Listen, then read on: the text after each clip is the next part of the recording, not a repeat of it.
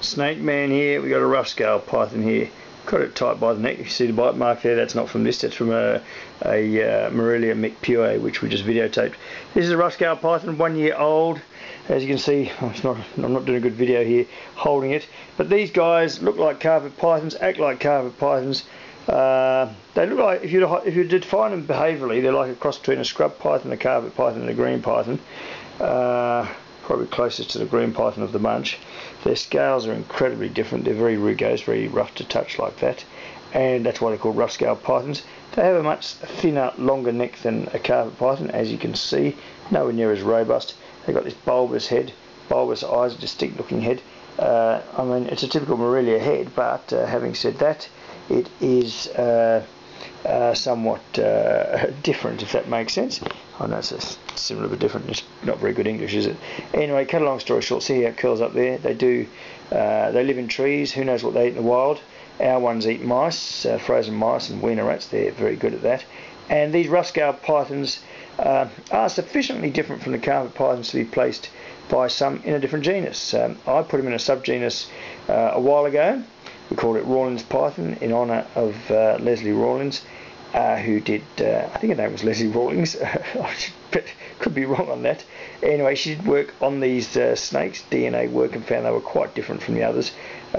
Based on the DNA, they should certainly be in a different genus. I went conservative, put them in a subgenus, and some people accept that, some don't. That's the nature of taxonomy. Snakes themselves don't give a rat's bottom because they're still the same. They are lovely snakes, but we use them in shows. When they were young, they used to bite a bit. I think we had a few people bitten by them. Yeah, they draw a little bit of blood, nothing happens. Now they're very good and they're very slow moving. And the only downside with these snakes is their slow motion. They eat something, and what happens is it takes days on end, up to a week, to just digest it, a normal sort of size of feed. So it means that quite often we can't use them, and we have to manage these guys because we're relatively low on our python numbers compared to how busy we get. So we manage our numbers so that these guys are always firing on our busiest of days, and then on our quieter days we sack these guys and get the other pythons to run. Ours are very big, very robust, doing well for their age. We've had 4, they have been trouble free. The only health issue we had with one is we had to amputate the end of the tail of one. That was after it was attacked by Department of Sustainability officers on a raid on the 17th of August this year, when they closed the cage shut on the snake, on the tail, basically breaking it.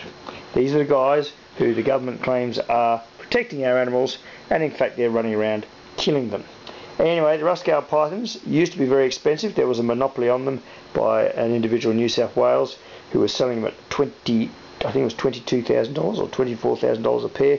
Now you can purchase them right across Australia for, on average, about $300 to $400 for a hatchling. These ones I purchased, I think, for about $300 each a year ago, as in early 2011, and no doubt they'll be cheaper this year, 2012.